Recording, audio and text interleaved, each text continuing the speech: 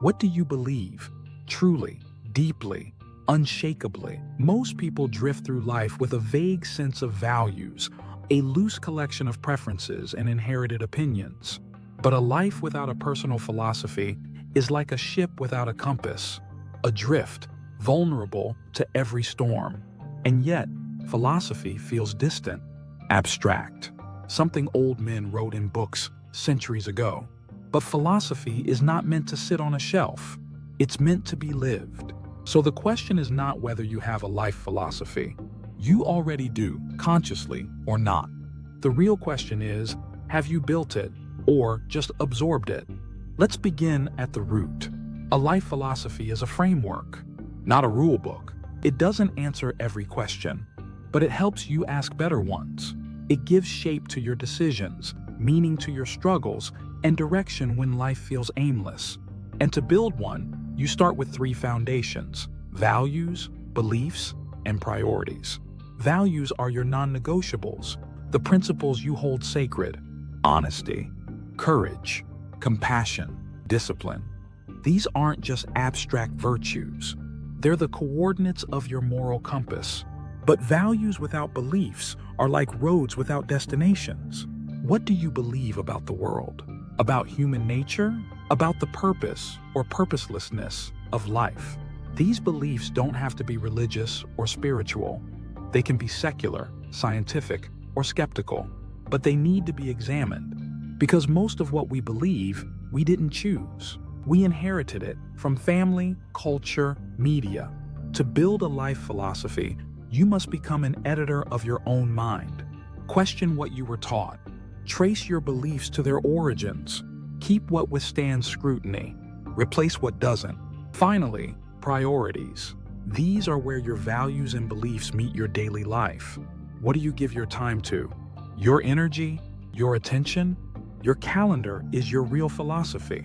You may say you value family, growth, or health, but what does your routine say? Philosophy isn't proven in arguments. It's revealed in actions. Now, let's go deeper. There are questions every philosophy must confront. You don't need perfect answers, but you need honest attempts. What is the good life? What is worth suffering for? What do I owe to others? What is within my control? These are ancient questions. The Stoics, the Buddhists, the Existentialists, they all wrestled with them. And they arrived at different answers. But each offered a lens, a way to see the world more clearly. Take Stoicism. At its core, you cannot control the world, only your response to it. That belief alone can reshape how you face setbacks, success, or even death. Or consider existentialism, that life has no inherent meaning and it's your responsibility to create it. That can feel bleak or liberating. A good philosophy doesn't numb you. It sharpens you. It helps you suffer well, love better, and choose wisely. And perhaps most importantly, a personal philosophy must be adaptable. You change. The world changes. A rigid mind breaks under pressure, but a flexible framework grows with you. Think of your philosophy like a tree, rooted in principles, but responsive to the seasons of life. In your 20s, your philosophy might emphasize exploration, risk, and ambition. In your 40s, it may shift toward legacy, mentorship, or contentment.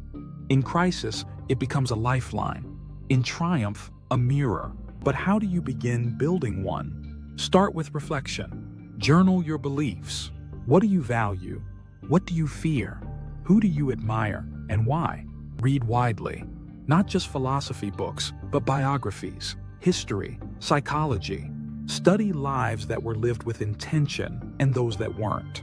Talk to people who think differently than you, not to debate them, to understand them. The edges of your worldview are where growth happens. Most importantly, live it. Make choices aligned with your philosophy. Watch how it holds up in stress, in joy, in boredom. And when it doesn't, revise it. Because a personal philosophy is not a static identity. It's a living conversation between who you are and who you're becoming. So ask yourself, if your life were a philosophy, what would it teach? Would it preach security or courage? Comfort or truth? Would it be borrowed or built? There is no final answer, no perfect system, just a lifelong refinement. But in a chaotic world, a personal philosophy gives you more than direction. It gives you clarity. And sometimes, clarity is all you need to take the next step.